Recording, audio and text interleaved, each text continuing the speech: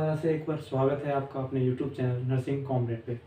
तो पिछले part one में हमने देखा कि पेप्टिक अल्सर एक्चुअल में होता क्या है, इसके कॉज क्या होते हैं, कितने टाइप का होता है और इसके साइन एंड सिम्टम्स क्या क्या होते हैं।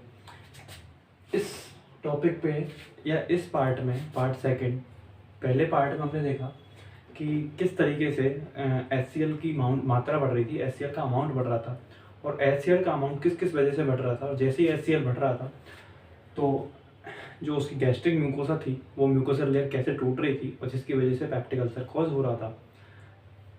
इस वीडियो में अपन देखेंगे कि पेप्टिक अल्सर अगर हो रहा है तो उसको कैसे डिटेक्ट किया जाता है, कैसे उसका डायग्नोसिस किया जाता है और कैसे उसका मैनेजमेंट किया जाता है सर्जिकली या मेडिकली।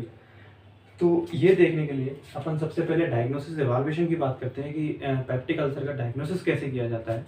तो डायग्नोसिस करने के लिए अपन सबसे पहले फिजिकल एग्जामिनेशन करते हैं। किसी भी डायग्नोसिस को करने से पहले सबसे पहले हिस्ट्री टेकिंग और फिजिकल एग्जामिनेशन होता है। सबसे पहले हम पेशेंट की हिस्ट्री टेक करते हैं, क्या उसकी हिस्ट्री है पास्ट, उसके बाद हम उसका फिजिकल एग्जामिनेशन करते हैं।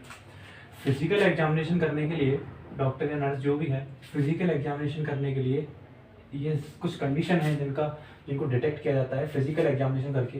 रिफील पे फिजिकल एग्जामिनेशन करके पहले आइडेंटिफाई किया जाता है कि पेशेंट को पेन कितना हो रहा है, दर्द कितना हो रहा है, उन सारी चीज़ों का फिजिकल एग्जामिनेशन में पता लगाते हैं। एब्डोमिनल डिस्टेंशन तो नहीं है। एब्डोमिनल डिस्टेंशन मतलब पेट बाहर आ जाता है, पेट पे सूजन मतलब सूजन टाइप का लगता है। एपिगैस्ट्रिक टेंडरनेस, एपिगैस्ट्रिक रीजन इस जगह पे रिब्स के नीचे, स्टर्नम के नीचे एपिगैस्ट्रिक रीजन पे देखा जाता है कि एपिगैस्ट्रिक रीजन पे पेन वगैरह तो नहीं है। ये सारी चीज़ें फिजिकल एग्जामिनेशन के अंदर आ जाएंगी। और हिस्ट्री टेकिंग के अंदर पेशेंट की पास हिस्ट्री ली जाती है कि पहले कभी पेप्टिक अल्सर हुए थे या नहीं हुए थे, सारी चीज़ें, सारा डाटा कलेक्ट किया जाता है। बेरियम स्टडी की जाती है। बेरियम स्टडी के अंदर बेरियम सल्फेट नाम का एक वो कंपाउंड पाया जाता है, बेरियम सल्फेट। उसको पेशेंट को बोला जाता है कि मुंह में रख के थोड़ी देर बाद निकलने के लिए।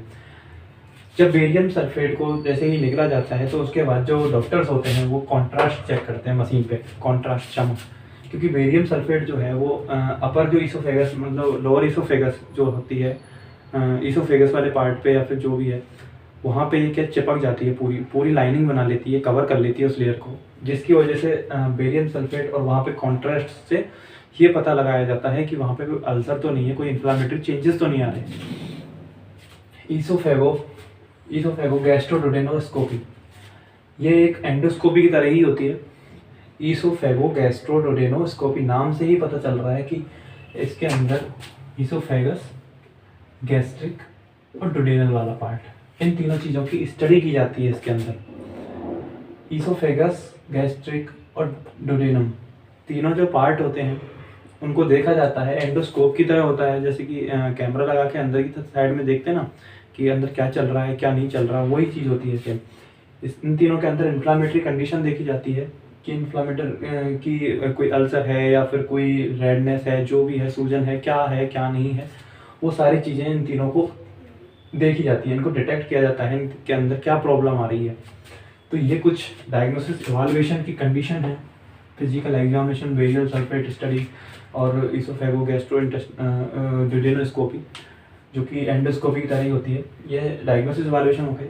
मैनेजमेंट की अगर बात करते हैं कि मैनेजमेंट क्या होता है पेप्टिक अल्सर का, तो पेप्टिक अल्सर का मैनेजमेंट एक दूसरे से लिंक होता है। मेन प्रॉब्लम पेप्टिक अल्सर की किसकी वजह से हो रही है? HCl के बढ़ने की वजह से। HCl इंक्रीज हो रहा है जिसकी वजह से क्या हो रहा है? गैस्ट्रिक म्यूकोसा एरोज हो रही है। अब हमारी कंडीशन है या तो हम HCl को कम कर दें, या तो HCl का जो सीक्रेशन हो रहा है उसको कम कर दें, या फिर HCl की एसिडिटी को हटा दें। HCl जो एसिडिटी है उसको उदासीन कर दें, उसको न्यूट्रलाइज कर दें। तो अपन देखते हैं H2 ब्लॉकर, हिस्टामिन रिसेप्टर होते हैं जो कि HCl के प्रोडक्शन के लिए काम में आते हैं। तो अगर हम H2 जो रिसेप्टर है, हिस्टामिन रिसेप्टर, उसको भी ब्लॉक कर दें तो हमारा HCl बंद हो जाएगा। तो हमने साथ H2 को ब्लॉक कर दिया। H2 ब्लॉकर के लिए हमने एक ड्रग दे दी, रेनिटिडीन, जिसको अपन रेंटैक बोलते हैं। रेनिटिडीन नाम की ड्रग अपन दे सकते हैं H2 ब्लॉक करने के लिए, जिसकी वजह से HCl रुक जाएगा। अपन एंटासिड दे सकते हैं। एंटासिड का मतलब क्या हो गया? एंटासिड का मतलब क्या हो गया कि जो भी HCl अपना बना उसकी हमने pH को बढ़ा दिया। HCl की pH को बढ़ाने से क्या होगा, HCl न्यूट्रलाइज हो जाएगा और उसकी जो एसिडिटी थी जो कि गैस्ट्रिक को इरोज कर रही थी वो कम हो जाएगी। इसके लिए अपन calcium carbonate, sodium bicarbonate, aluminium hydroxide ऐसी चीज़ें दे सकते हैं, जिसकी वजह से जो एसिडिटी है एसिड की, गैस्ट्रिक एसिड की, वो कम हो जाएगी, ठीक है, और वो क्या हो जाएगा, न्यूट्रलाइज। प्रोटीन पंप इनहिबिटर एक चैनल होता है, प्रोटोन पंप चैनल को अगर हम इनहिबिट कर देते हैं तो जिसकी वजह से क्या होगा, HCl का प्रोडक्शन रुक जाएगा। प्रोटॉन पंप को अगर हम इनहिबिट कर देते हैं तो HCl का प्रोडक्शन रुक जाएगा। तो प्रोटॉन पंप इनहिबिटर के लिए ड्रग अपन देते हैं ओमिप्राजोल, लेंसोप्राजोल, पेंटाप्राजोल, ठीक है। ये सारी ड्रग होती हैं जो PPI होती हैं, प्रोटॉन पंप इनहिबिटर होती है, जिसकी वजह से HCl का प्रोडक्शन रुक जाता है।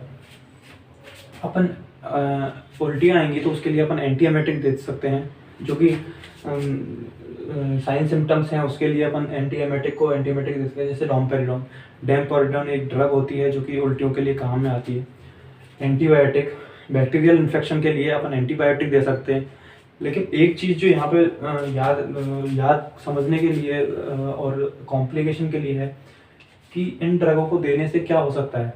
अगर हमने H2 ब्लॉकर दे दिया, अगर हमने एंटासिड दे दिया, अगर हमने PPI दे दिया, हम इनको दे तो रहे हैं, लेकिन इसके साथ साथ कॉन्सिक्वेंस क्या होंगे, इसके परिणाम क्या होंगे कि अगर मान के चलो कोई बैक्टीरियल इन्फेक्शन है, HCl का काम केवल फूड को पचाना नहीं होता, केवल डाइजेस्ट करना नहीं होता, उसके साथ साथ जो माइक्रोबियल या वायरल मतलब बैक्टीरियल जो इन्फेक्शन होते हैं उसको भी HCl रोकता है। जब आपने HCl को प्रोडक्शन ही बंद कर दिया, जब आपने HCl को न्यूट्रलाइज कर दिया, तो ना तो ढंग से डाइजेशन कर पाएगा फूड का और ना ही बैक्टीरियल की ग्रोथ को रोक पाएगा, जिसकी वजह से क्या होगा, बैक्टीरियल ग्रोथ होने लग जाएगी। बैक्टीरियल ग्रोथ के साथ साथ इंडाइजेशन की जो प्रोसेस है वो भी हो जाएगी, डाइजेस्ट नहीं हो पाएगा फूड प्रॉपर तरीके से, ठीक है। उसके साथ साथ क्या देंगे, उसके साथ साथ अपन एक चीज़ और दे सकते हैं, सुक्रालफेट एक ड्रग होती है जिसका काम क्या होता है सुक्रालफेट मान के चलो ये गैस्ट्रिक है, ये अपना स्टोमक है, यहाँ पे कोई अल्सर हो रहा है, तो सुक्रालफेट एक ऐसी ड्रग होती है जो कि अपन ने जैसे ही इसका इंटेक किया तो ये सुक्रालफेट इस अल्सर के दोनों साइड में, इस अल्सर के ऊपर आके चिपक जाएगी, और ये अल्सर, ये जो स्किन है गैस्ट्रिक की, ये जो स्किन है स्टोमक की, उसको HCl से बचा लेगी। ना तो ये HCl पे इफेक्ट दिखाएगी कि HCl को कम करेगी या ज़्यादा करेगी, ये बस अल्सर है, अल्सर के ऊपर आके चिपक जाएगी, जिसकी वजह से अल्सर HCl से प्रोटेक्ट हो जाएगा, उसको हील होने में टाइम मिल जाएगा। तो ये कुछ ड्रग्स हैं H2 ब्लॉकर, इसको ये सारी चीज़ें क्या करेंगी, HCl के प्रोडक्शन को रोकेंगी। H2 जो रिसेप्टर है, हिस्टामिन रिसेप्टर, उसको ब्लॉक कर देंगे अपन। एंटासिड अपन HCl को न्यूट्रलाइज कर देंगे, अपन PPI प्रोटॉन पंप जो होता है उसको इनहिबिट कर देंगे, जिसकी वजह से HCl का प्रोडक्शन रुक जाएगा। एंटीएमेटिक, उल्टियों के लिए अपन जो साइड सिम्टम्स हैं उनके लिए अपन दे सकते हैं एंटीबायोटिक अपन दे सकते हैं बैक्टीरियल ग्रोथ को रोकने के लिए। तो ये सारी चीज़ें, तो ये इसके डायग्नोसिस, एवाल्युएशन और मैनेजमेंट हो गया। आई होप आपको ये वीडियो पसंद आई होगी। तो जल्द ही एक नए टॉपिक के साथ, नेक्स्ट टॉपिक के साथ मिलते हैं, तब तक के लिए थैंक यू।